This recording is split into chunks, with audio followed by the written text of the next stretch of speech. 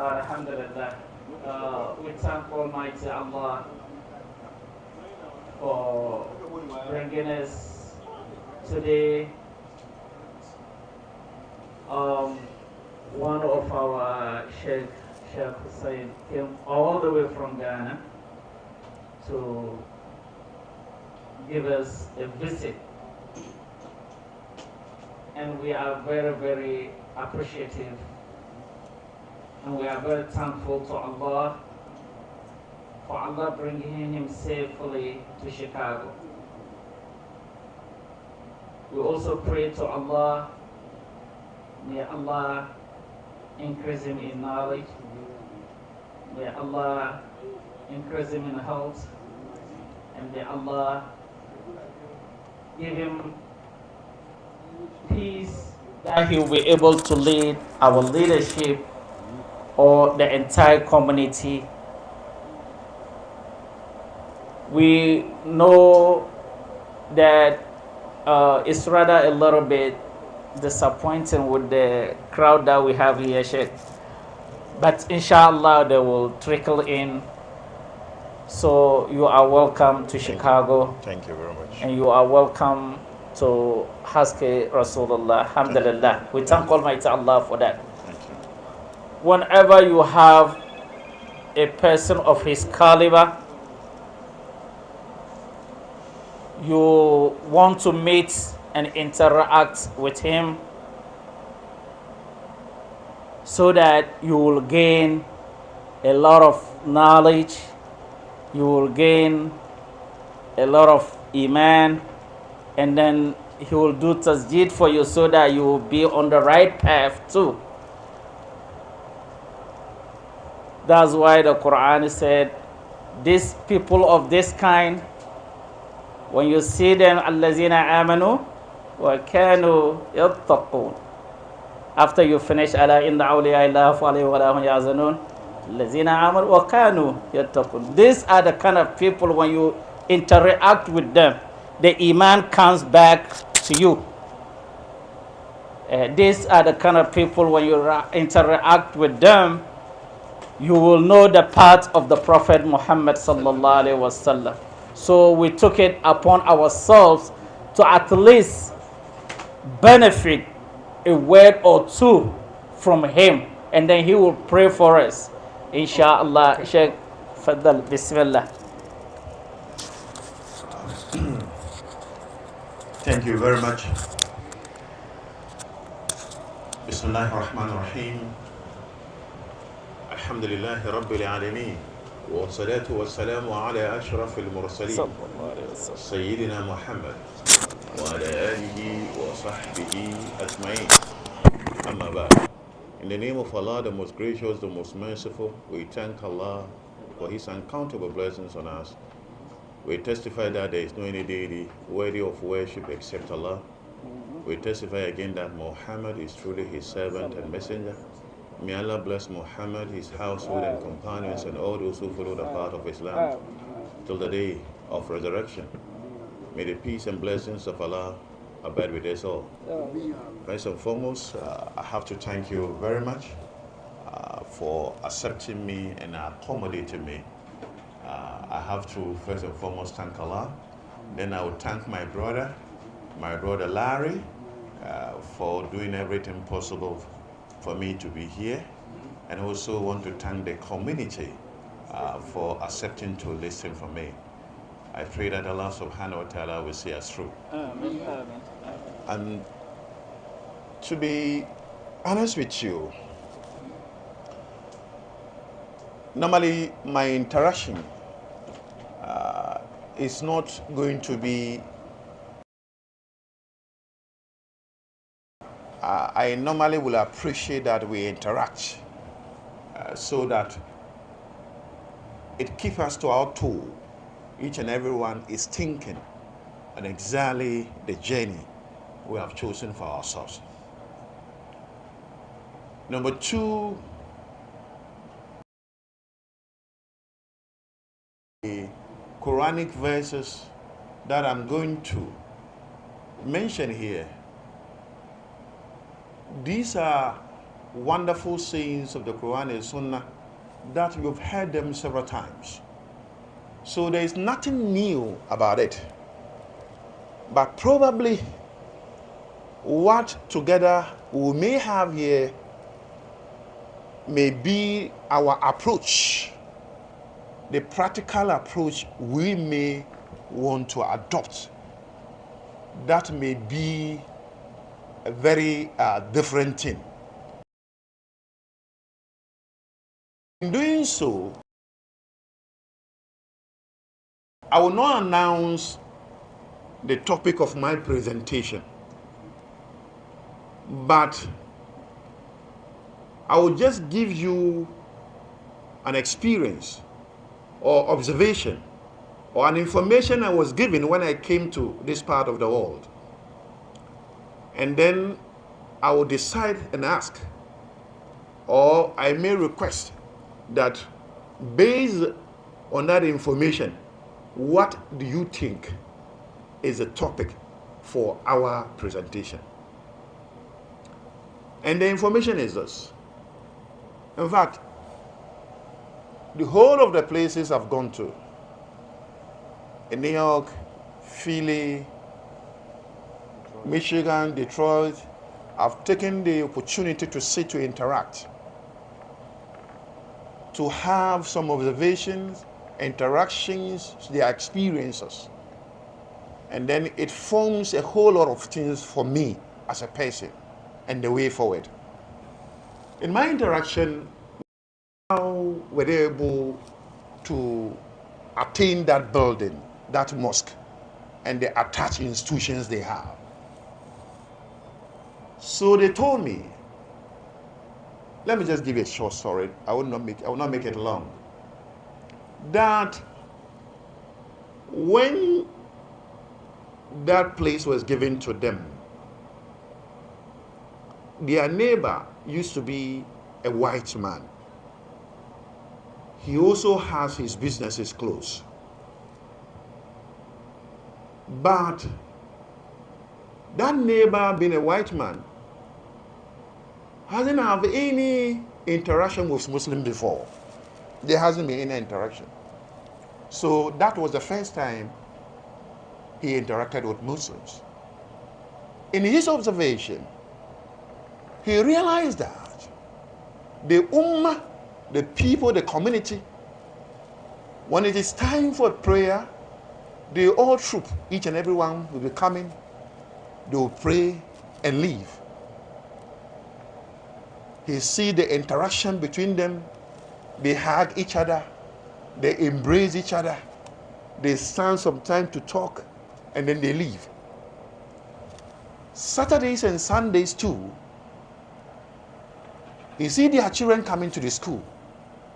They are all covered in their mayafi. And some, the young ones, the boys in their normal jalabia to the school. Well trained. Then he realized a pattern that, no, these people, they are different. The children here are different. The way the children interact is different. The way they dress is different. They are very clean. Moral character with them. Based on this, he interacted with the community. Then he wanted to vacate. First, he came and told them he has accepted Islam. So it is what? Observation. Observation of what? Certain things. Is that not it? Secondly, the structure. He was ready to sell it out for them, for the community. Thirdly, not as the price that he may sell, but some sort of what? A discount. The fourth point is this. He says you don't have money, so you are going to pay it in tranches. We agree at this time, and at another time, and at another time. So, when they decide to come and make a payment, they brought the whole of the money. They said, come on, where do you get this money? They said, no, I know Muslims don't take interest. Did you take money from bank? Then they said, no. It is one servant of Allah who decided to give hold of the money to him. My interest is this. What did the people, our people, gave him, sold out, and he saw? One, he decided to embrace Islam. Two, was ready to give out the structure at a lower price. What do you think was this? And this will form the basis of my presentation.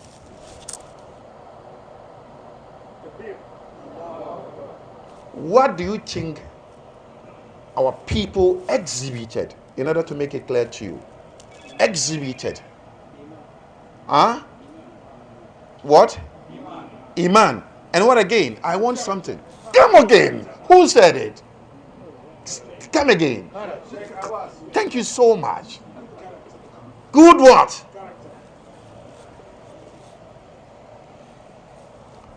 Good character. Good what? Character. They didn't fight. They didn't do anything. All they sold to him was what? Character. He accepted Islam. He sold the structure to them. This formed the basis of my presentation. I am going to mention some verses and saying of Prophet Muhammad about the importance of character. That is point number one. Number two, what character does in the sight of Allah to the Muslim. Number three, what is it so important about it that we need to hold fast? In my conclusion, I just want to give examples from home. Why we had certain things and how can we handle them. Thank you very much. In fact, Prophet Muhammad sallallahu alaihi wasallam, in one tradition, he said, "Akmalul mu'minina imana ahsanuhum khuluqa." He said, the most perfect believer and respect of faith is he who is best of them in manners. Do you get it? So when we are looking the best believer, the best woman is somebody with what? With what? With good character. So for us, anyone who holds fast a good character is a correct believer. Prophet Muhammad sallallahu alaihi wasallam, in his description of what is righteousness, that is the word al-birr, when he was asked, he said, al-birru husn al-hulq. He said, righteousness is what? Is good character. Righteousness is good character. Let us hold it here. You remember when he was sent out of Mecca and he came back to Mecca and he met the non-believers at Kaaba. I want us to be rational because I wanted to get to a point. So these are more my main thing. So Prophet Muhammad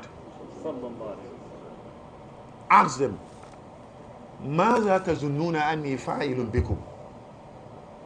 What do you think? I now have the power. What do you think I'm capable of doing now? And they shower praises on him. Then he responded, اذهبوا وأنتم طلقاء. Go, you are free. These are people who did what? They fought him. They did everything to him. But he asked them to leave. They are free. Based on this position, they came back and they testified, La ilaha Muhammad. No, there's something special about you. It's not possible. You have the upper hand now to finish me. So this is what? Character. Brothers and sisters in Islam, that is why Prophet Muhammad said, I was sent to perfect good character.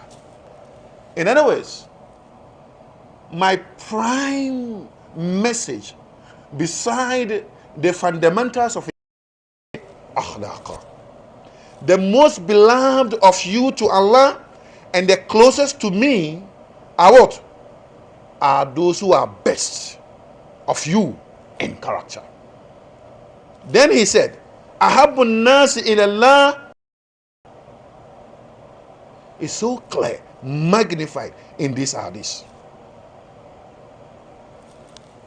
If we appreciate this as the position of character, Prophet Muhammad sallallahu alaihi wasallam has also said that the Muslim, the mu'min, a believer, will attain by his good character the rank of the one who fasts and pray at night continuously. Because of your good character, you attain that position. Number two, Prophet Muhammad, ما شيء أثقل في ميزان المؤمن يوم القيامة من إيه؟ من خلق حسن. Nothing is heavier on the believer's scale on the day of judgment than good word, than good character.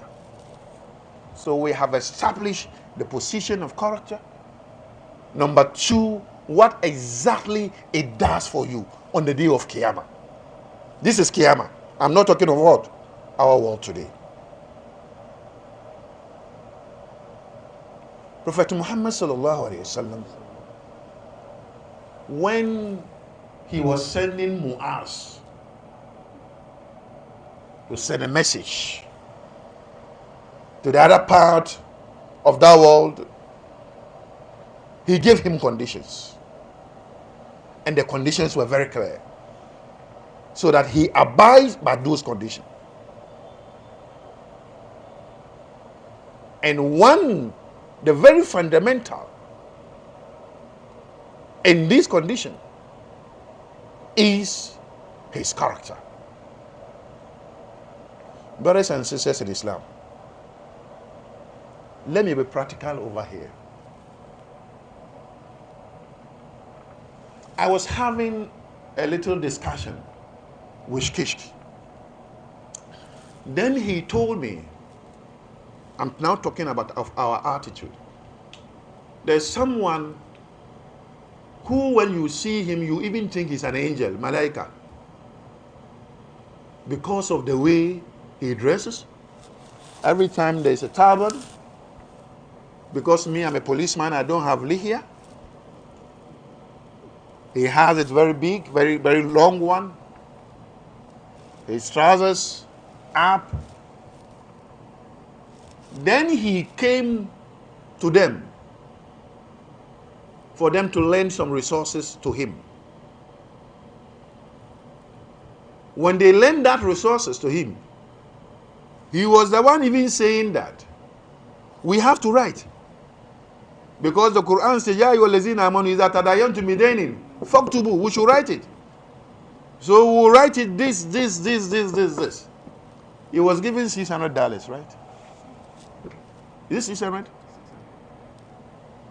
And up to date, he wasn't able to pay. Since October. أتأمرون الناس بالبر وتنسون أنفسكم وأنتم تتلون الكتاب أفلا تأكلون. What is the point I'm trying to make over here? Whatever you do is not much about your appearance. It is about your character. You could appear in the best manner, but when you don't have that character, that wonderful thing, it wipes it away. It does.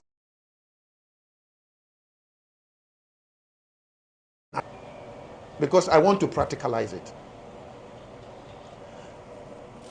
In our part of the world, in Ghana, for example, Islam came to our country through 3 poles. 1, through trade. Number 2, through migration. Number 3, it was through the policy of the colonial masters. And the policy was that they migrated some resourceful people from one point in West Africa to another point. That created the environment for Muslim setups in some part of our country. For example, if you know the history of the police, the first group in Ghana, the first people in Ghana to form the police force are from where? Who knows it? From the Hausa world, from the Hausa land. Yes. And all of these people who came were what? They were Muslims. They were brought in to start the policing in Gold Coast. And the British did that based on the experiences that they have.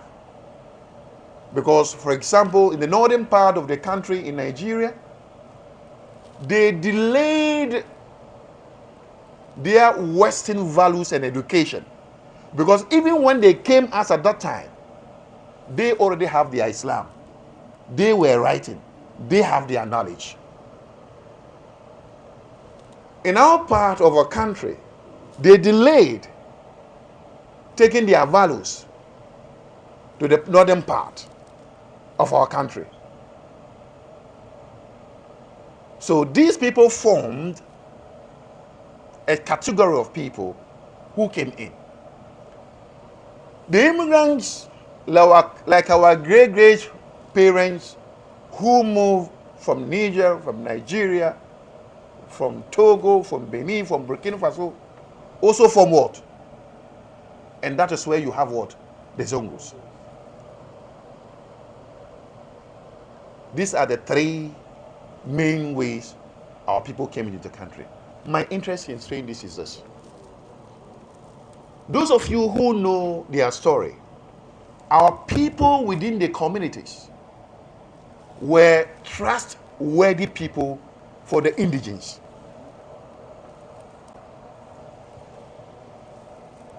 Our people are those, whatever they have, they bring it to them. They take it to our community so that they can trust their resources to them. They know these people, when they come to them back to take their resources, they will have it back. as it is. Number two, they so trusted them to the extent that they go to them for prayers. To the extent that some of their wars, they consult them and they even move with them. So you realize that Islam got its way into our part of the world through what?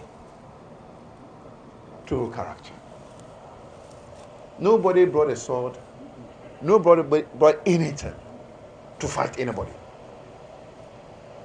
It came through character. Besides these three points that I said, Islam came into the country. The indigenous and others accepted Islam as a result of what they saw in the Muslims, and they became Muslims. That's what they saw.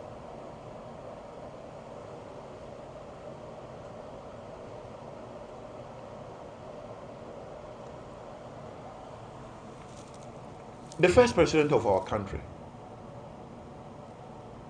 Kwame Nkrumah. You remember one of his guards who was killed. Probably my elders here may know the story. Who was what? Was killed. Which part of the country was he coming from? Thank you. Today, in police, most of operational commanders, probably those days, now is diminishing. They have their bodyguards as who?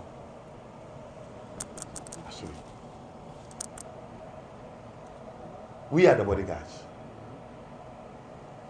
What is it so important that they can trust you to protect? Because it is about life. To protect you, so that you safeguard that person. It is nothing but good character. That's the point I want to make. When you exhibit good character, it sells. So these people, our ancestors, our great-grandfathers, exhibited that character. And that is why Islam had its what? Position in our country. It was good character. Our people were trustworthy to the extent others who want them to be their what? To be their account. Now, today, can we say we still have this? I'm asking. Can we say we still have it? Which qualities are you exhibiting here? For example, we are here today. As a Muslim in this community, there is nothing much you can give back beside your reputation that I called your character. This is what you are capable of giving out. You reach out to the community and they identify you as such, that so and so is this. Even though I disagree with him, but this is him. Are you so sure that you can give this out?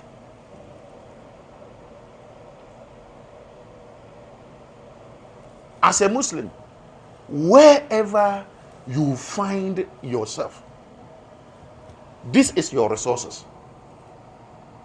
Your character is your power Because when we are talking of development, wherever, you are not there. But you also have something to showcase and reach out to the world. That when it comes to me, my culture, my identity, my reputation, my Islam is character. Therefore, this is what I give out to the world. This is how I relate to the world. This is what I sell to the world.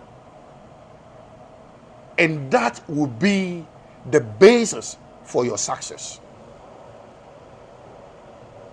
Brothers and sisters, in everything that you do,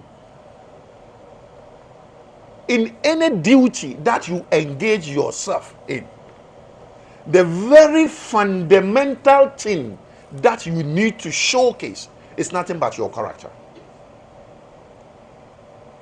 In everything that you do, be it you and your wife, your spouses, you and your children, you and your community, you and your people, this is what you're supposed to give. And for you, it is unique because you are a Muslim. You are doing so because that is your faith, that is your religion.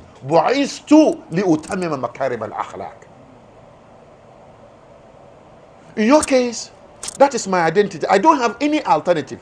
The fact that na aura makayona rawani Muslimci, I don't have any alternative. The fact that I call myself a Muslim and I say La ilaha illallah Muhammad Rasulullah, I don't have any alternative but to showcase that yes, this is me and this is what I'm capable of doing. So even if that is the difference, others are selling out based on humanity, that this is a moral standard, this is what I'm supposed to do. In your case, it is unique because in your case, it is what? It is an aspect of your faith. And when you emulate it, when you do it, it becomes part and parcel of you, and you are also rewarded. Because for us, as Muslims, everything that you do is Islam, is ibadah. Our sitting here is ibadah. Do you agree? Our sitting here is ibadah. Hey, sitting with your wife to talk nicely is ibadah. Do you agree? Sitting with your children to accommodate them, to say nice thing to them is ibadah. Do you agree? Even to the extent putting something in the mouth of your wife is ibadah. Do you agree? If you say no, then I will tell you Prophet Muhammad has said so. Showing excitement, your face, accommodating each other is ibadah. Tabassumuka ala washi akhika sadaqa. When you're so accommodating, when you're so nice to receive your brother, to tell him kind words, probably you may not be capable to what? To see through what he's looking for. But because you say certain things which is very nice, the heart opens. You have accommodated him. So in our case, the only thing that is what is necessary is for you to do it for the sake of Allah. Al-ibada kullu ma yuhibbuhu Allah wa yardahu min al-aqwal wal-af'al az-zahira wal-batina. Everything that you engage yourself, you embark on it, both in the secret and in the out. They are acts of what? Of worship. Provided you do it for the sake of Allah and also in consonance with the teaching of Prophet Muhammad sallallahu alaihi wasallam. So for us, it is so important. Brothers and sisters in Islam, now let me come to this point of Muaz. For many of us, consciousness of Allah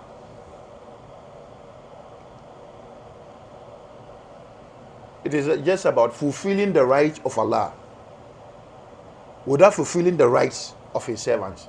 Why do I say so?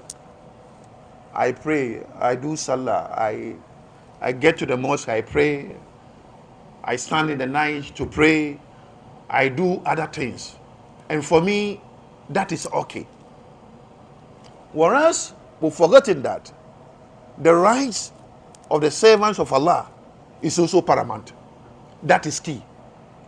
So, in other words, when you are so ibadah, so religious, and this is very fundamental, your relationship with people, that is the character I'm referring to, is null and void, then you are not there.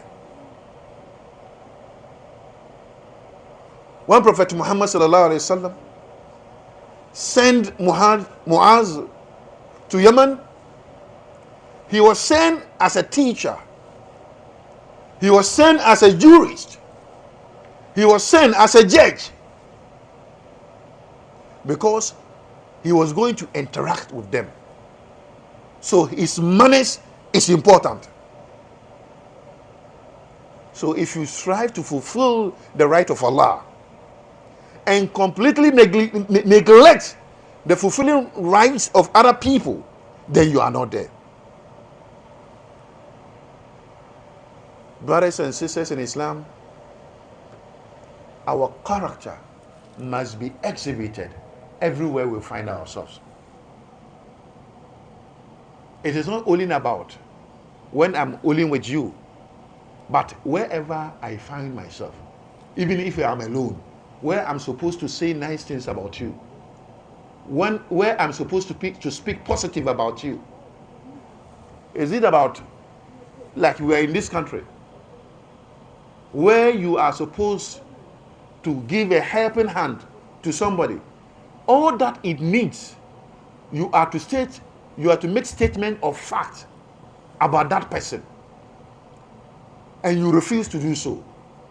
This is not an Islamic character, because Prophet Muhammad has said, "Ittaqullah haythu ma kunt." Fear Allah wherever you are. Wherever you are, you need to fear Allah. When you exhibit this, it means you are on the right path. Then he says that, be conscious of Allah wherever you may be, and follow up a bad deed with a good deed, which will wipe it out, and behave well towards the people. This is the point I'm referring to. How do we handle our relations? Are we so nice to each other? Do we help each other? Example, in this part of the world where we are today, where each and every one of us need the support of each other.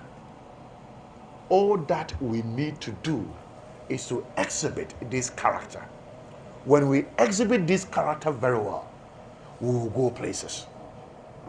When we're able to do it very well, we will go places, because for us, that is all that you have. And when you do it, you do it very well, you go through. May Allah see us through. Normally, I don't talk much. I will end it here. And I told you we will interact. So, based on these little submissions, I just wanted you to tell me, what are your experiences and what do you think is the way out? What can we all do together to support each other so that we'll be the best examples for our faith and for our community? Thank you very much. At-Takbir. At-Takbir. At-Takbir. Alhamdulillah. Alhamdulillah. Sheikh, may Allah continue to protect you. Amen. May Allah continue to guide you. Amen. And may Allah continue to bless you and your entire family. Amen. Alhamdulillah. At least this interaction is enough for us. The Sheikh taught us so many things that I pray to Allah that we'll put it into practice.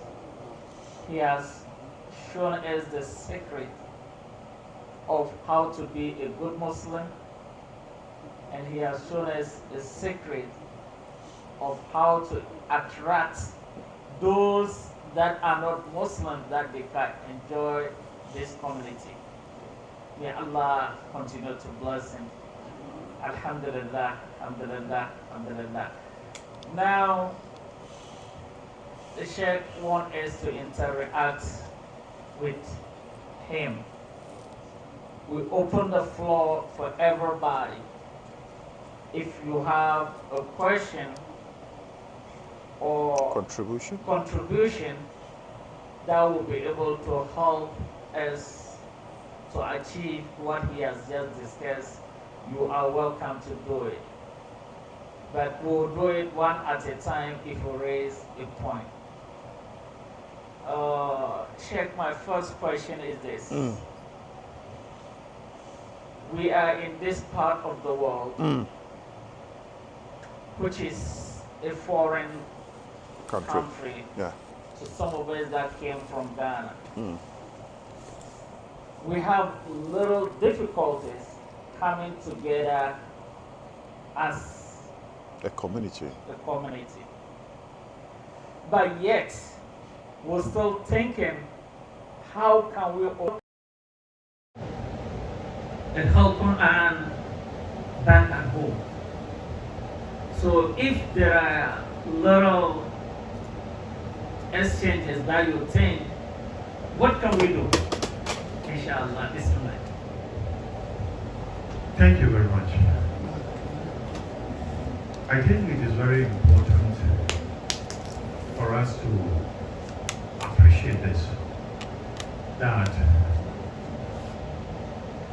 you always remember where you are coming from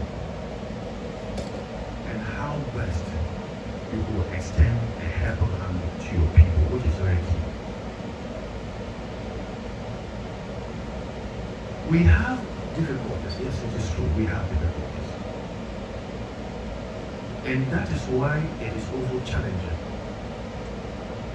But at any point in time, when there is nothing to challenge you, you can't achieve your objective.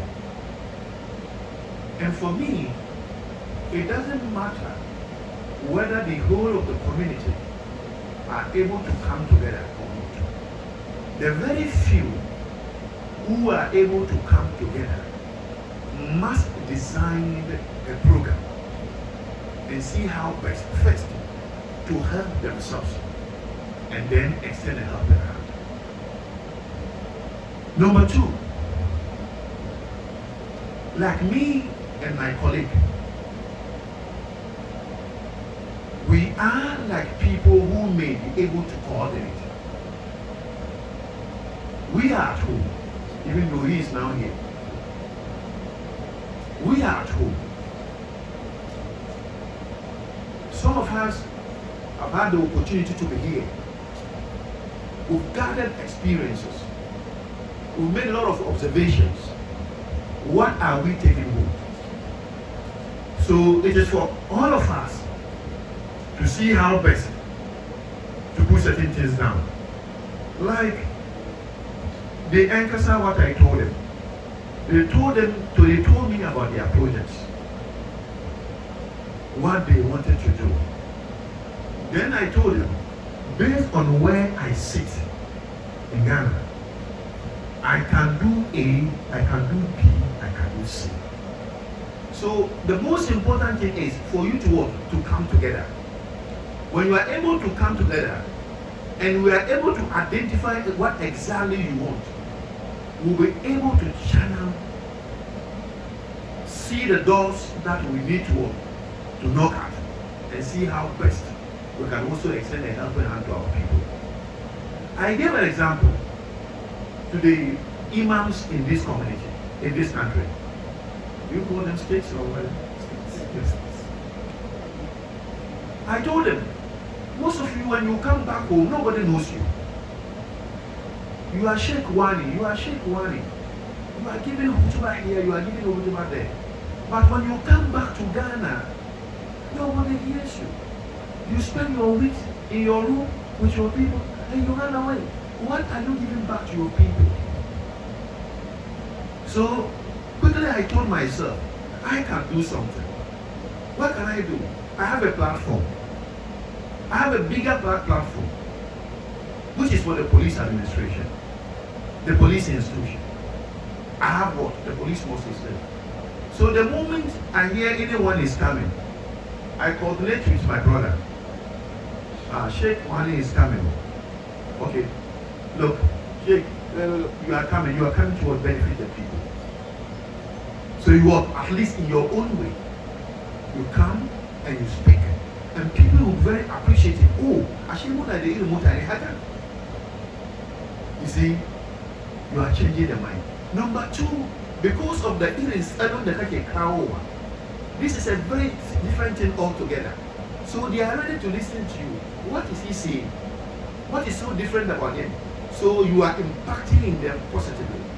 And I told them, you the sheikhs over here, you can come together and then design a program because of what you are doing here. Why you also say that you can take it back home and you can give it to the imams and the malams over there. And probably they may be able to work to uplift themselves. So we can do some work, some sort of a table work interaction. And you have your experience here, you give it to them. Or probably we can do some workshops. You take some 2 and 3 hours, you guide them in terms of what? Mosque administration. How to what? Gather resources from what? From the schools, from the mosque. And probably they may be able to what? To depend on themselves. Because most of our mothers, if you are not in an institution, how much do they give them? And then we saw them, do you get it? For God's sake, how much you pay him? Many of the imams, you don't pay them anything. 200 Ghana cities, 100 Ghana cities. What do you expect? Says a mama can I can't what are you now? And she was to she can have Kaza, I he didn't provide an alternative for them. What do you think? What do you think they're going to do? Some of us are lucky to be in an institution. I'm going to shake give me this, give me that. I'm not going to pay. Better now, better get him out. Who must get Chamuku? Kala now, Kala Rasoon. Minister, the crying.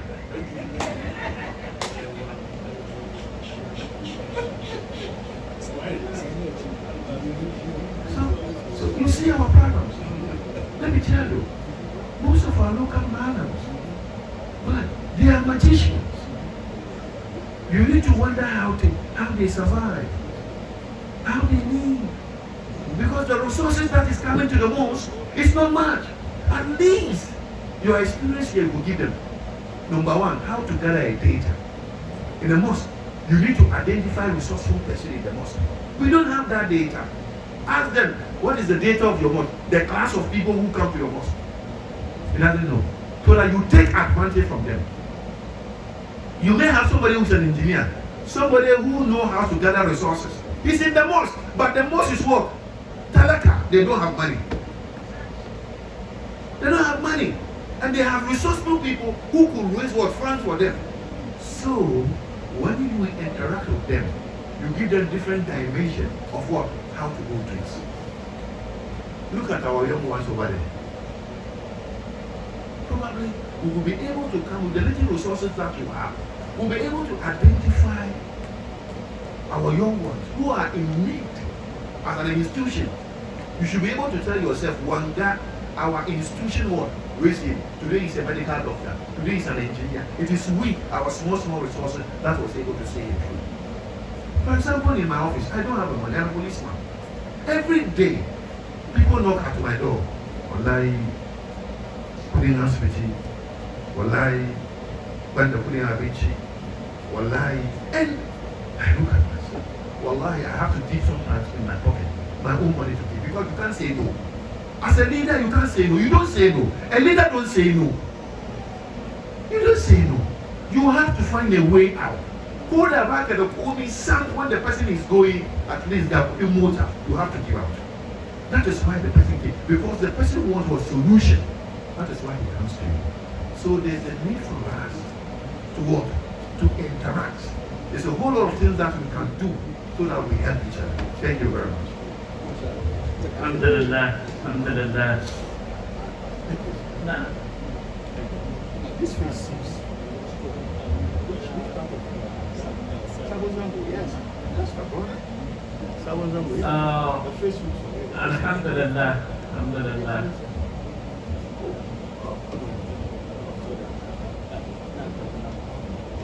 Thank you, sir. Inshallah. Any suggestion, any question, any contribution?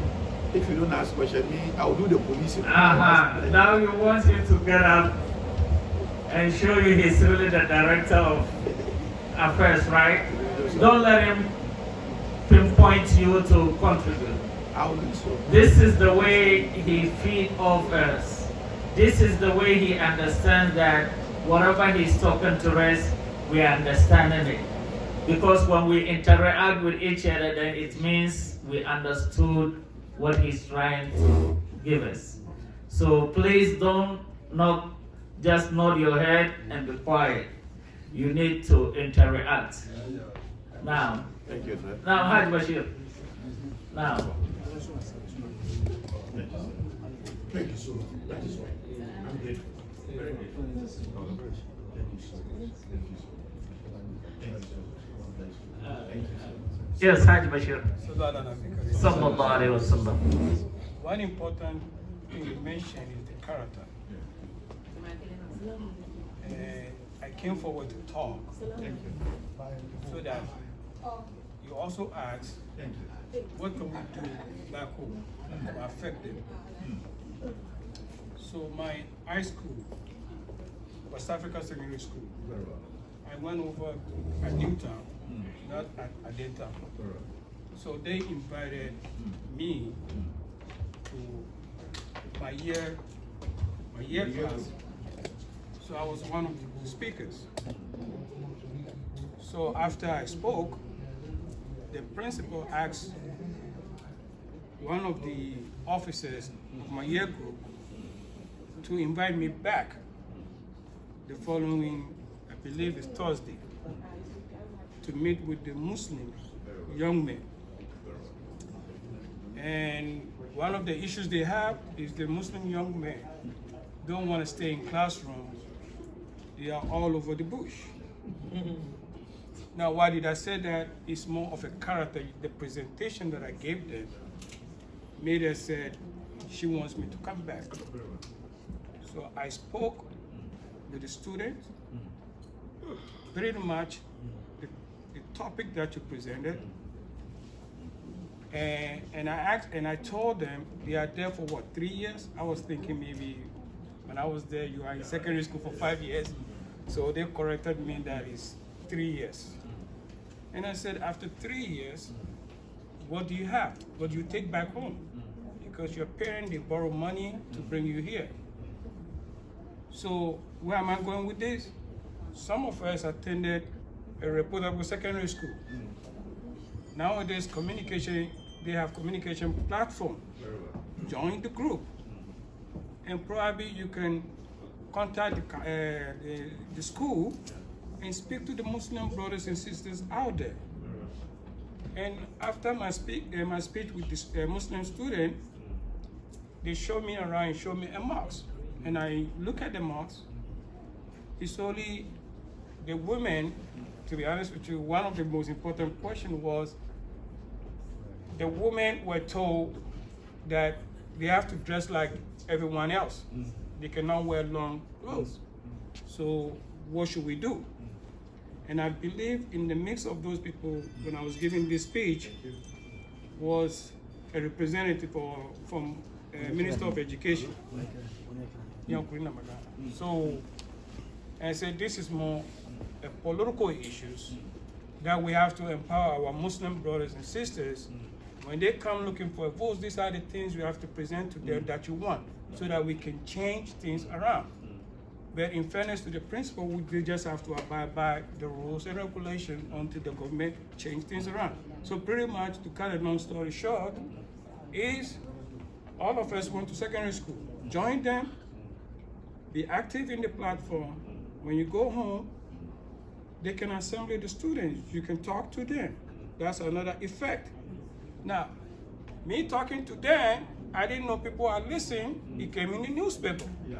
So I was summoned to come and speak to another masjid in Nima, and they need help to finish their mosque.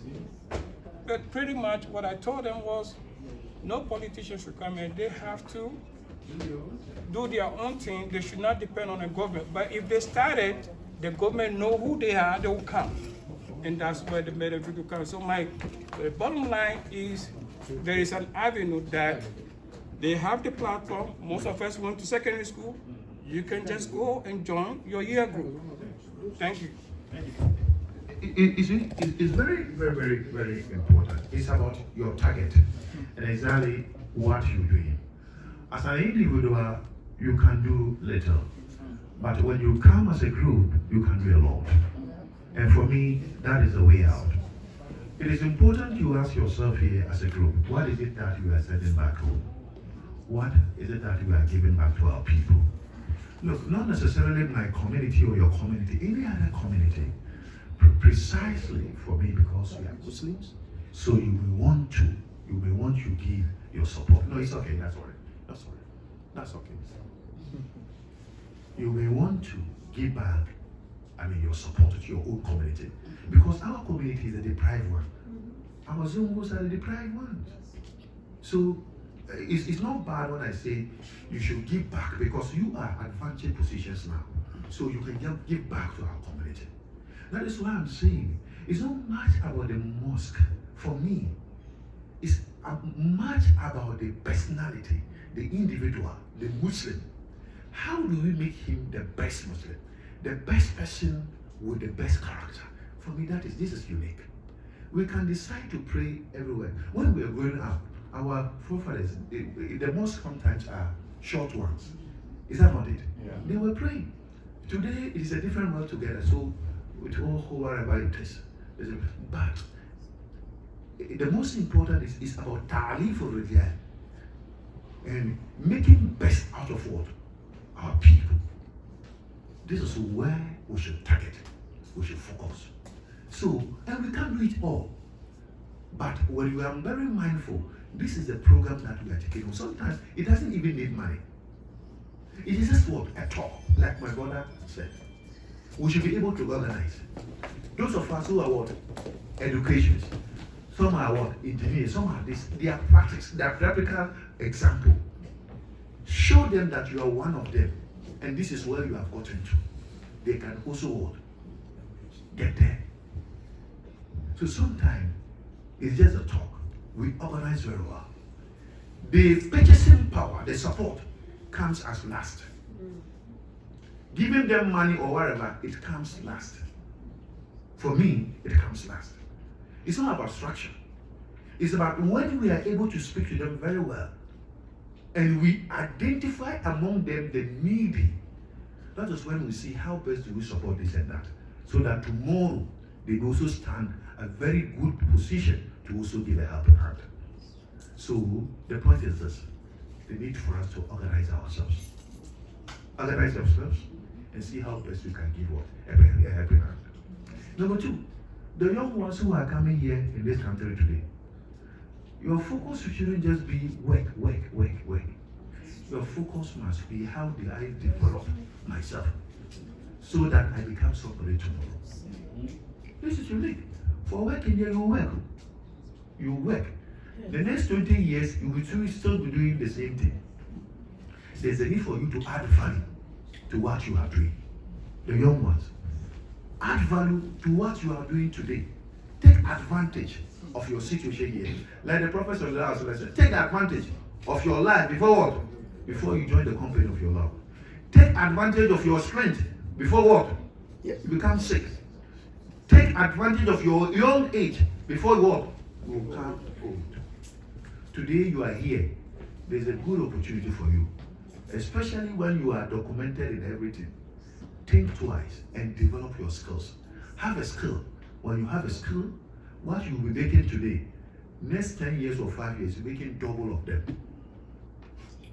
So that you can also give a helping hand to your people at home. Thank you. That's a prayer. Now, Hajabas.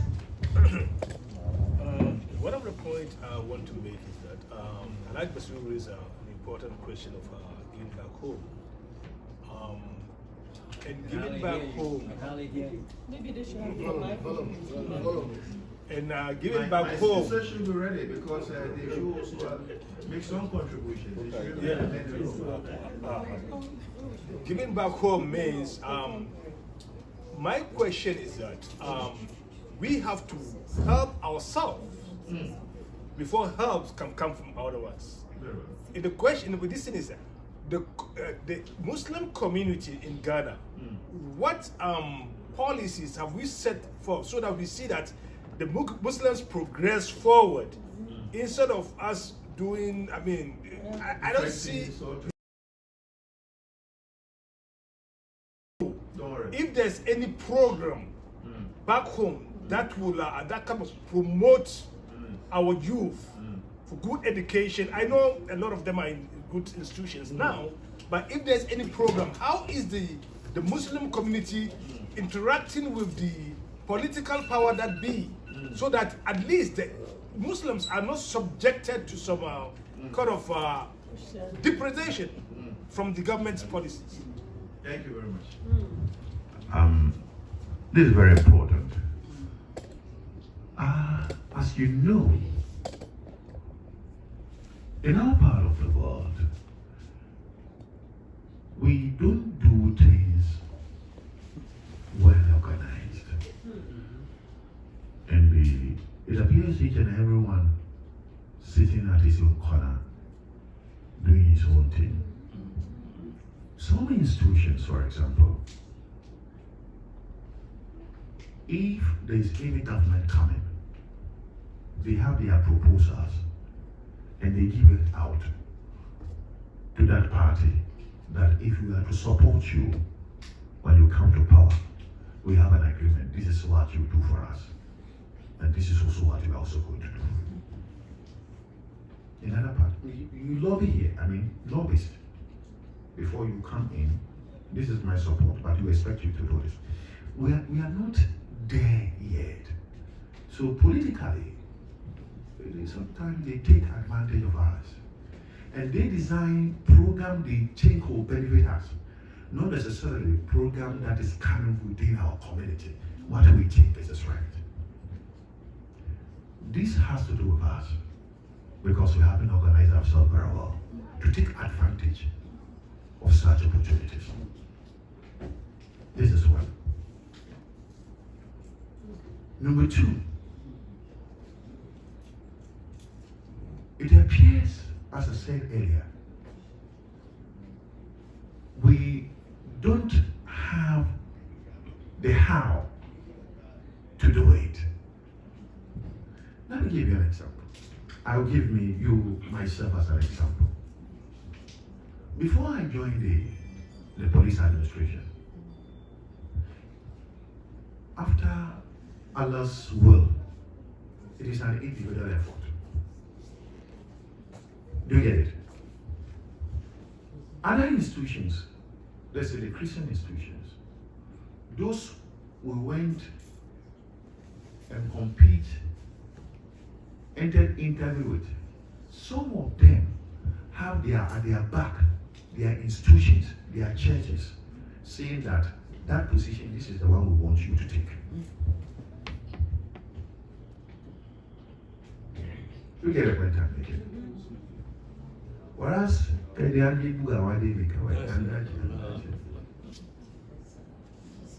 you get it? So, we're still not there. But there is hope. There is hope. The good news is that Muslims appreciate today the need for some of these things. That is why in Parliament, you have the Muslim caucus. They try to see how best to support the Muslim Ummah in matters that affect them. For example, you may hear the issue of the lady sometimes back last year or last 2 years who was denied praying and the rest. The Muslim caucus was part of it. We were all part of it, going to meeting and the rest and see how best. Alhamdulillah, we have now today Muslim conference where we have various institutions among the Muslims in the Muslim setup who are coming together to champion some of these things, because now we see the need of doing some of these things. The point is this: we don't have to delay and say because we don't have this, we're not going to do anything. In our own small way, we should be able to have a program here to say we as a Muslim group from Chicago, this is what we intend to give Ghanaians back home, our Muslim children. You may be able to identify a community or identify a trustworthy institution that you believe can do the work for you. Communicate and interact with them and see how best you could give a helping hand. When you come well organized, as I said earlier, the money chain, the money issue is the last thing. It's all about ideas, interaction, giving your experience. They also giving you their challenges and see how best you can solve it for them. When we make this, we'll take this path, we'll be making a headway. So we don't need to wait. Let's do something, and it must be now. You should be able to ask yourself tomorrow, I've been in the United States for the past 20, 30 years. What has been my contribution to my people? Is it really about my children and my family? Or there are others who have benefited from me? When you're able to sit down and look back and reflect, you say, yes, this is my contribution to the Ummah. At least you'll be delighted in your heart. So that must start now.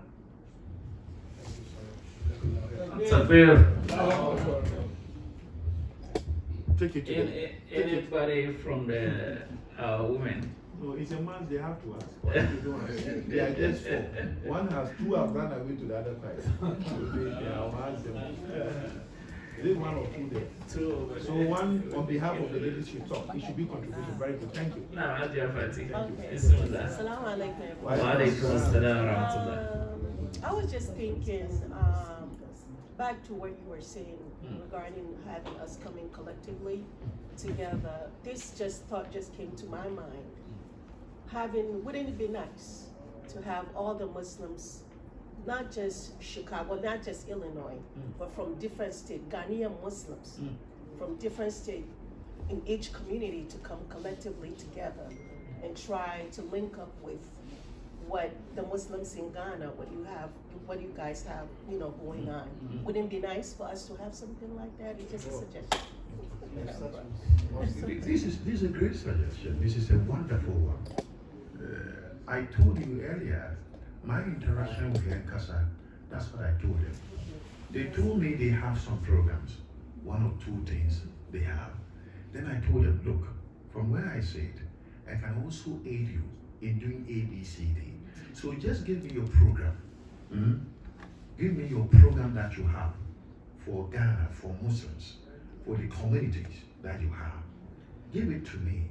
I will identify an institution, a Muslim institution that I believe you can interact with them and then they can work for you.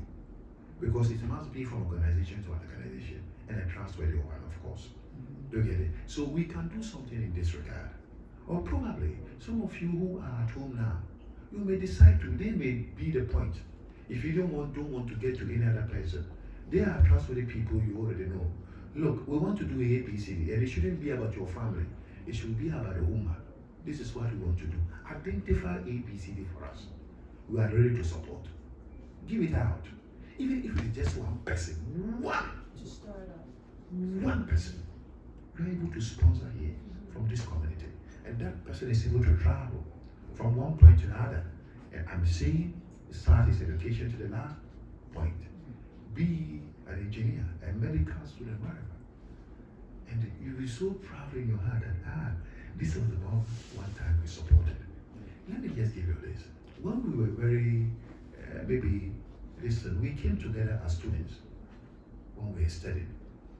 And the eldest one among us, they were forcing us to give money to we were just trying to gather our small money, and then you are taking it from us. They gather some small money from us. Those days, every year you just pay $50 to them. And then you will give it out. Wallahi, today if I sit, I'm so proud and happy that I'm part of that success story. That's money that we give. They were able to build a school in a village, in a Muslim setup, and today it's a secondary school, and a lot of people are benefiting from it. These are people I don't know. I've never met them. Even where the school is, I don't know. I've never been there. But those who are open-minded among us were able to force us to gather something, and we do it. Today, over 20 years, the school is there and benefiting the woman. You can do something. Thank you. So your idea is good. My second sister. Atakbir.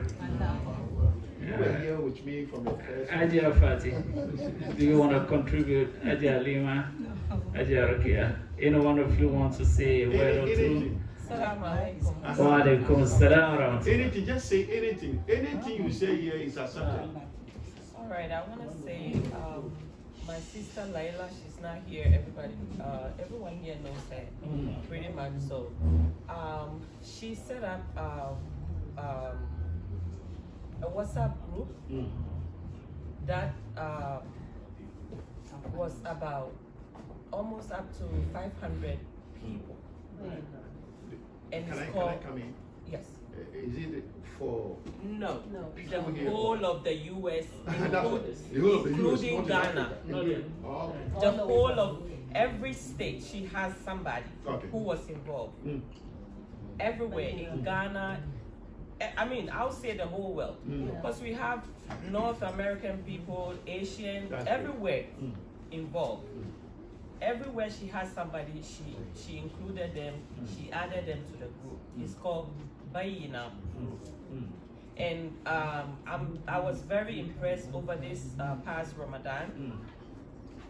There was a lot that was done from that group with their contribution. Before Ramadan, a lot of people ill, people with cancer, people with different, illnesses were helped. So I would like everyone here to pray for her, because that was a good idea. That was a great, cause that she brought amongst us. Not just here, like I said, the whole world. Because everyone in there, if you go into the group, you can see different countries, codes. And that's how you know these people are not just from the US, the whole globe.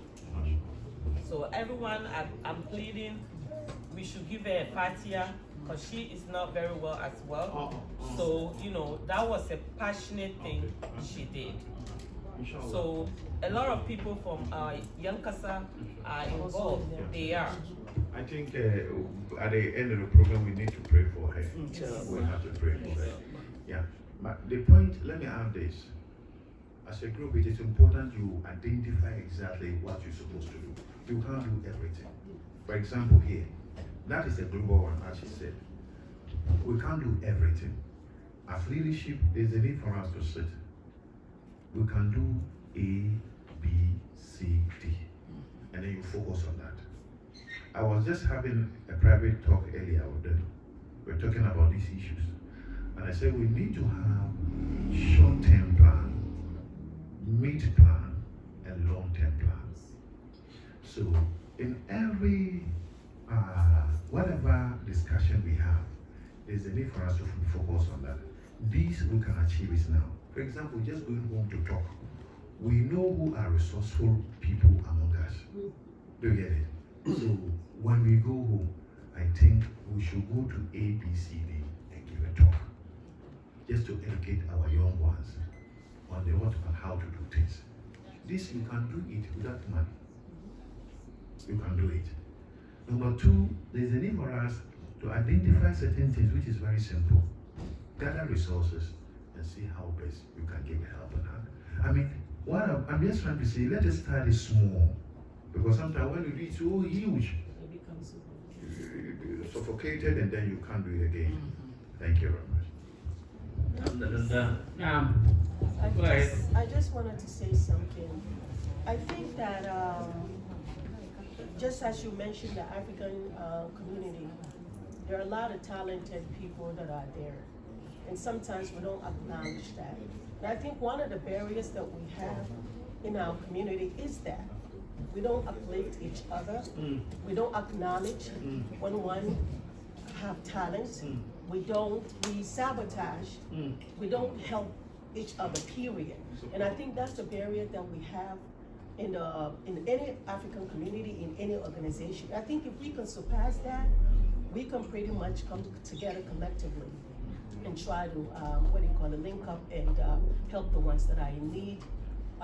In Ghana, in community, the underserved community like that, we can serve them, we can help them, we can do our best work. But we have barriers. We can't acknowledge each other. We can't seem to help each other. This is an ongoing issue, I think, in all African communities. That's what we face. This issue of this is what we call HASKE. Allah has blessed you with this. Why shouldn't I recognize it? It's not by your doing, the doing of Allah.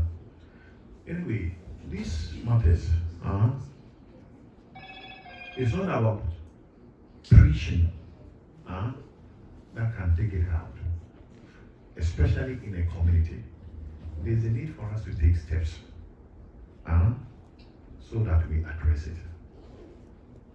Because when you admonish, it remains there. Whether I do it or not is a different thing altogether. For example, as we have come here, as we're here, we didn't do the introduction. Even though maybe not, it just here, we couldn't do it. But there's a need for us to recognize each and everyone who is here. And anybody who has a role, we need to mention it. For example, in my intro, after thanking all, I said, I singled out Larry. I said, I have to thank Larry for the wonderful thing he has done for me. And trying to want to accommodate me, making sure that I've been able to be here. We have to recognize it is important. So we could what? We could at least take certain steps in doing so. When we are gathered here, those among us who are at least we need to recognize them. In our mix, we have A, B, C, C, D. You recognize them, you mention their name, and then you accord them the respect that they have. Do you get it? These are some of the measures that we can take. And then we cure some of these things. But admonishment alone will not cure it. We need to take steps. Religiously, we are all generally as human beings, perfection is only for Allah. We have that challenges in our heart. The moment you see your opponent, you have that in your heart. Then you see how this is a gift. I'm giving it to anybody. This thing is among Imam. The moment he sees that this guy, the Karba, Jesus said, it's natural about people. And when it comes to you, woman, forgive me. When your husband takes the step to take a second wife, come on. You get it? It is natural. No, I'm not denying them. It is. I have it alone. Now you are coming to share with me. So you think I should just say, back home? No, it's not possible. I need to, hit you. If I'm successful, you go back to sit school. I won't. If I'm not successful, then I'll just be patient. Yeah, some of the men, when they hit them, they go back to sit. And then the women among them will be saying, I like them. Yeah, Casa. And this is normal. It is a right to do so. It is a right. Any woman wants it. You know? So we need to take practical steps. Practical steps. Do you get it? So that we find solution to some of these things. And religiously, it's for you to say, A'udhu billahi minash shaitanir rajim. At any point in time, you start feeling something about somebody who Allah has blessed. A'udhu billahi minash shaitanir rajim. A'udhu billahi minash shaitanir rajim. A'udhu billahi minash shaitanir rajim. Quickly give hand to that person. Embrace that person. And shaitan will run away. But the moment you play, you open the heart for him, kakari, then it keeps on increasing. When it increases, it will be seen on your face. And the person will see that, and it's very clear. But the moment you see a it goes away. You embrace that person and you become wonderful people. And that is a great. So the secret is, it will go away. Number two, take practical steps to recognize among us who are the best, who have attained positions, who have done something nice to you. We need to recognize it. Thank you very much. Thank you, sir. That's a beer. Alhamdulillah, alhamdulillah. Any other contribution? Okay, before we just before we come back to Hajjabas, I want us to also acknowledge one of our brother, Sheikh Kesh. Those of you, I think almost everybody knows him one way or the other. Alhamdulillah. You will get to know him because he is the son of our Sheikh Bashir Yandu. So now everybody knows him. He is here with us, and we cannot just surpass him. Those of you that have listened to his audios, those of you that have listened to his video, you will know that yes, he's not just been called Kishk for nothing. It is the way. It is the way, right? The Sheikh has said, Alhamdulillah. Yeah, Allah, we will need to hear a word or two with your permission, Sheikh. He's trying to. I will fish him out. No.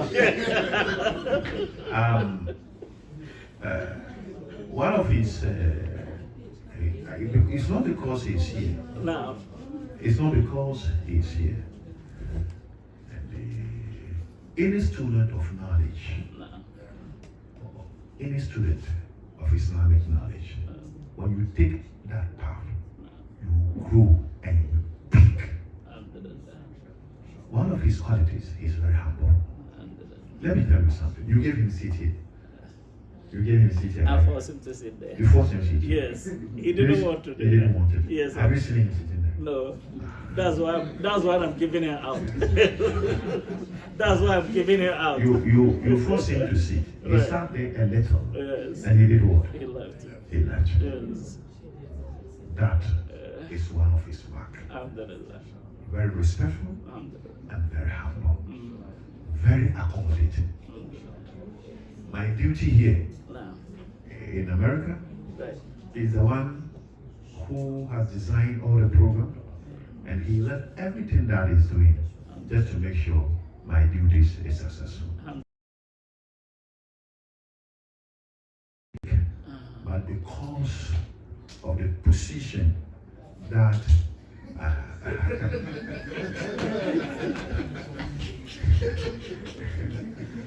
so you will not say no, but the community want to hear one or two words from you before we say a prayer. So yalla, right?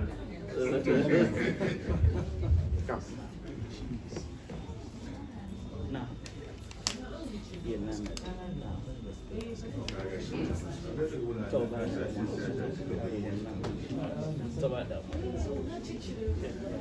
Ai sai sa ke tafi gaban kamera na. Ana gani.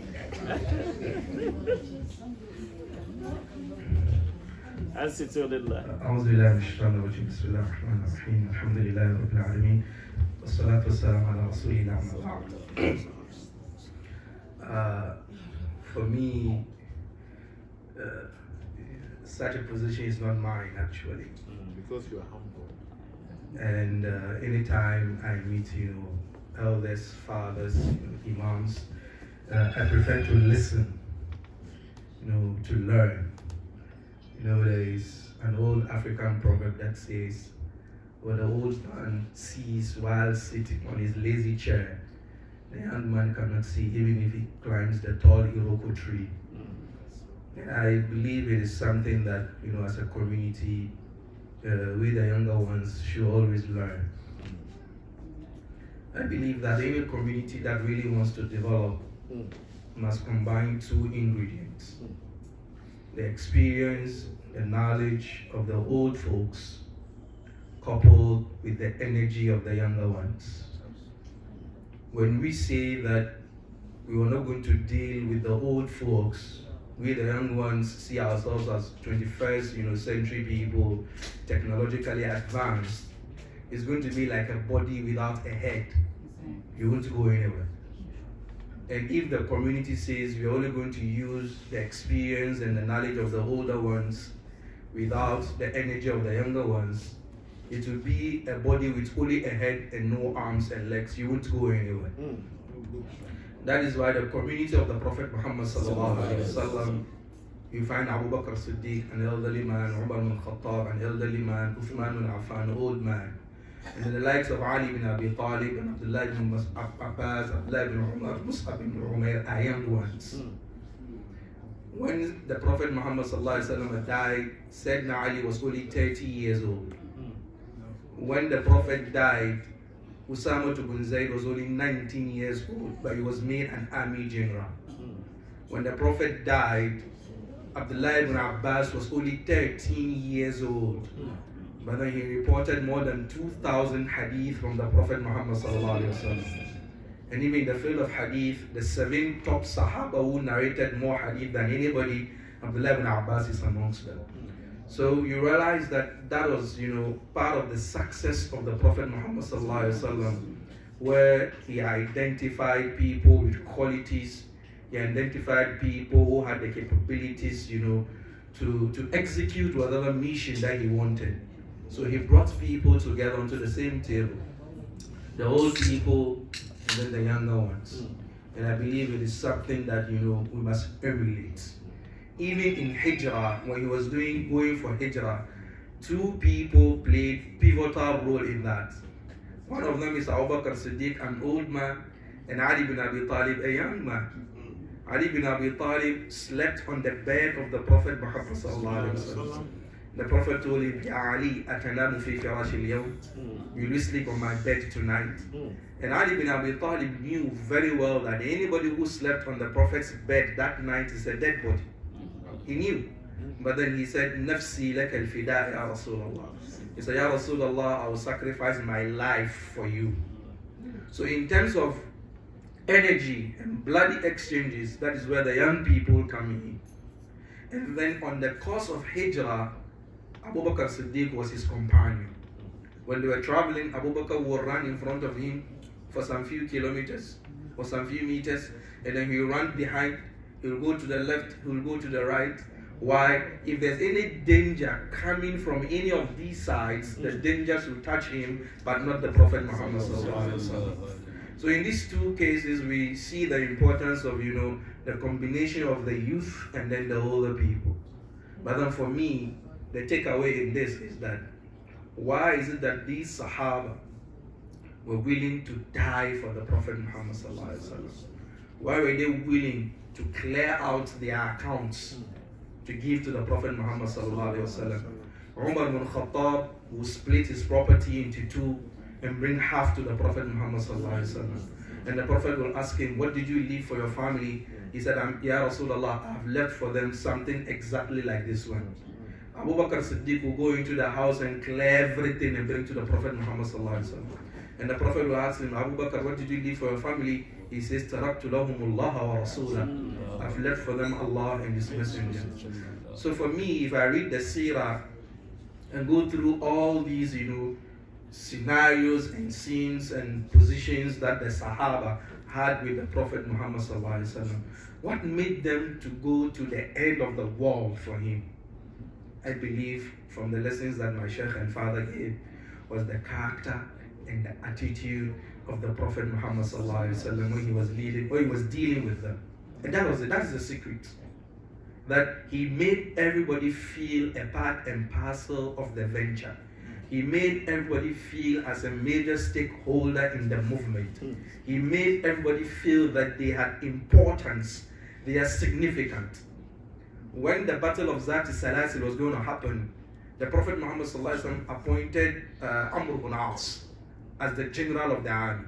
And Amr ibn As had just accepted Islam recently, but he was made the army general. So after the war, he felt so important that he might be the most beloved to the Prophet Muhammad. And he wanted to establish that. So he came to the Prophet and said, Ya Rasulullah, man ahabbu nasi ilayk? Who do you love the most? And the Prophet said, Aisha. And Amr ibn As was like, okay, fine. She's his wife, it's a woman, so it's normal. Min al-rijal, amongst the men. And the Prophet said, Abuha, her father. And then he said, Thumma man, who else? Thumma man, who else? And Amr ibn As said, the Prophet Muhammad Dhakara rijalan. The Prophet mentioned some other men apart from him. And he was like, if he loves these people more than me, why did he make me an army general? Because we realize that everybody has a role to play in every community, in every organization, in every family. The 5 fingers we have are not all equal in length. The thumb is the shortest one. But when you want to tie something, if the thumb is not involved, you will not be able to do that. Which means each and every one of us has a role to play, and the need to bring everybody involved, to bring everybody on board is very, very important. Our attitude, our characters are very, very, very important in all these ventures. Thank you very much for speaking too much.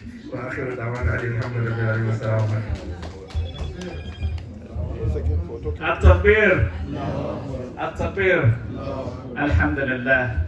Sheikh, may Allah continue to protect you, guide you, and bless you and your entire family. I guess this short, okay,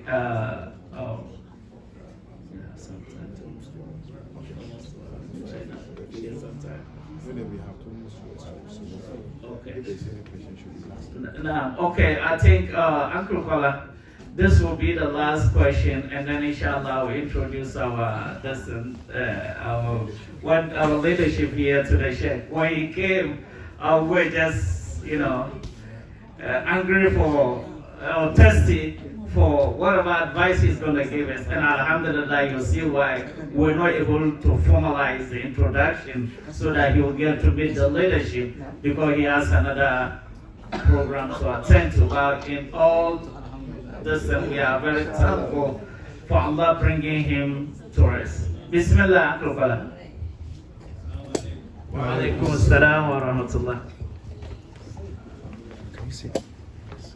There are quite a few things that our guests have explained to us, and it's nothing new, but it's an ongoing challenges in every community. We have a small community here. HASKE has been around for, as long as I'm concerned, over 50 years. Believe it or not.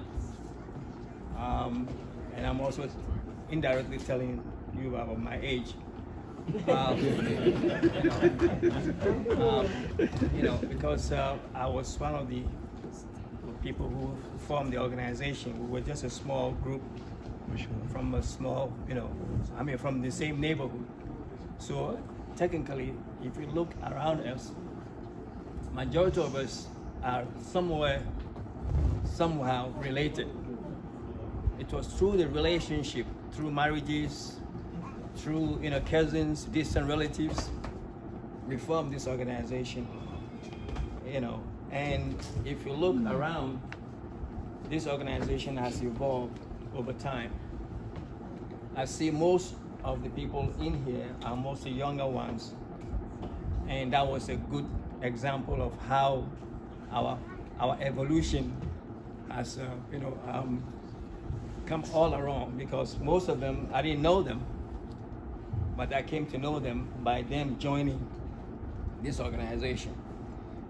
I'm saying this to say that the challenges that we have, I think I'm going to have to put the leadership on the spot, and that is identifying a particular program that we think we can do. You hear of Yankasa and all those other organizations like our cousins in New York. Yes, they have a program. And even then, there's a program, right as we speak, there's a program right there in Kowloon. Those of us who were born and raised in Kowloon, Elijah Bashiru might be able to help me with the name of that organization. They have a platform called Kowloon Progressive Youth. Am I right, Elijah Bashiru? This is right, Progressive Kowloon. Progressive Kowloon Youth. They have a platform, and very, very effective, very transparent. They have a program. As we speak, they have a program to beautify the drainage system in Kowloon. That's that small enclave in Kowloon, from the bus stop all the way to Alaji Noga's corridor. They have a program, and they are on the platform, and then they solicit help. They show us what the program is, and then they just ask us, just donate whatever you can donate. And if you look at people who are donating, they are from all over the world. All over the world. Kowloon, typically Kowloon youth who have traveled, people like me and others. So I'm saying this to say that something is going on at home. Just like Yankasa also have their own program. We can also identify, even if we don't know what to do, we can tap into those already existing programs or platforms, identify the leadership, and decided to tell our membership here, say, hey, guess what? This particular platform that pertains to Yankasa, or that pertains to Kowloon or Zongo, whatever, Sabo Zongo, whatever, if we can identify the leadership and we think whatever they're doing, we can support them, then we need to, put our dollars together and then support them the best way we can. The human being situation is all over. We don't trust each other, especially when it comes to money. We don't trust each other. We always think somebody is up to no good. It's a human behavior. So the only thing we have to do is to show an example. If we can identify, even among ourselves, there's this, those of us who are within, but we know the basic principles of Islam. When you said, sadaqah, or you say zakat, we understand what that means. Okay, yes, we didn't read the Quran from A to Z, but we understand the basic principles of what the religion is all about. You don't have to be well versed in the Quran, but just the basic principles that says do good, first and foremost to yourself and to your fellow human Muslim. That alone takes you a long way. Okay, and I'm saying this again to say that our youth here have been doing a lot of work. I'm so impressed with their contribution. As soon as I walked in, I looked at the walls in this particular place here. It looks clean, it's decorated, and everything is all because of our youth. Also, participated. They stood up, they cleaned up the place and everything. They kept this place going. Let us also within ourselves please the youth, especially the youth. They should come together. Let the leadership know what you want. Let the leader, we've been trying to hand over the leadership to the youth. we need to let them understand that there are certain basic principles that you need to understand before you take over the leadership. What are they? We need to tell them, and they need to ask us what is this all about. We have funds. They are not enough, but some of us may need some help. But they are afraid. I don't know whether the word afraid is the right word to use. They don't want to approach the leadership and say, I need some help. You need to do that. Some of us, we are sitting here, may have lost a job, and they need a basic help for them to at least get their feet, or shall I say, get them the help that they needed so that they can get up there and go and find something. So those of us who are in a certain position are able to say, hey, on our little platform, there's a job opening. People, I can give an example. Musa, for instance, Mr. Candy, always tells us of something, what's going on in the community, not only within HASKE, but in the Ghanaian community at large. So again, we need to make sure that we let the youth understand that we need their help, as well as we, the elders, should also tell them that we, they need our help as well. We have the experience, we've been around, but yet there is this gap between us that we need to close the gap. We need to close this gap very, very much. So the challenge again to the leadership and the leadership of the youth is to come together, identify what is, especially when you said earlier, you said we need to help ourselves first.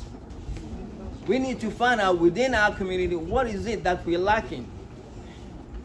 Once we are able to, nothing grandiose, just something very small that we think we're lacking, and then let's come together and then let's put our resources together and do that. One of the examples is that we have this particular building, we are doing some basic construction. What is the priority? We need to know what the priorities are. Give us one or two of the priorities, and then let's work on that. Let's put our resources together and follow with that project, and let's finish it. And then by doing that, it strengthens our community, and then we'll be able, by extension, we can then go and join other platforms and help out. That's my comment. I'm very grateful. Thank you so much. Thank you very much. The little I want to add, you made a point. I hope you're all with me. You made a point. How best, to bring the youth with the elders together so that you solve their problems. At this point, you also made a point that is it like the young men use the word afraid, whether it's the best thing to use, and they are not forthcoming. This is where I want you, as the leadership of the community, to look at it. You see, you have the experience. You know the challenges and difficulties because you migrated from that point to where you are today. So for me, we don't need to wait for the youth to come to us. We need to give them the program. We don't need to wait for them to come and tell us this is our issue and these are the challenges. The fact that we belong to the environment, we belong to the community, we know what the challenges are. And by extension, we know what they are facing now. So as leaders of the community, we need to engage them. And we'll tell them that this is what you are facing now. And this is what we think we should be able to do. When you do so, they will be able to be free and open up, and then we'll have solutions. So I believe the institution here, as leadership, we need to open up and rather interact with them. We shouldn't wait for them to come, but interact with them, open up, see their problems, and see how best to resolve it. Thank you. Alhamdulillah, Alhamdulillah. We thank Almighty Allah for bringing the Sheikh to us, and the speech that he shared with us, he has really impacted much knowledge to us. We pray to Almighty Allah so that we can work with whatever he impacted with us. We can follow the steps, and inshallah, when we're ready to do something back in Ghana, he will be one of the source of contact that we can be able to establish. Alhamdulillah, Sheikh, may Allah bless you. Alhamdulillah. Alhamdulillah, Alhamdulillah. And to our brother Sheikh Kishk, we never had the opportunity to meet each other, but I've heard a lot about him, the program that he's doing, and the effort. It's just because Allah has never made it my way to Philly where he is. But I know now when I'm going to Philly, I have a brother that I can easily reach out, and he will be very, very accommodating. Thank you very much for your words of word. Alhamdulillah, Sheikh. To our right, our President Alhaji Tijani Wahab. Yes, yes. And then next to him is our elder Haji Mahmoud. Yeah. Nice meeting you, sir. Alhamdulillah. And after him, we have our uncle Alhaji Abdul Aziz. We call him Alhaji Abdul. And then we have Haji Bashir. He was the first one that spoke. And then after him, we have Alhaji Idi, which is one of our uncle. We have Alhaji Baba Libya, who is one of them. And then we have Haji Abbas. And of course, our brother Sharif. He is hosting our Sheikh. So, Alhamdulillah, you see how we are growing. And he is making a lot of contribution to the community as well. One of his son, Umar, when we had the Quran school here, he is coming to help us teach the kids Quran. And anytime in Ramadan we have Tarawih prayer, he comes to help us. So they are really making a lot of contribution. May Allah bless you all.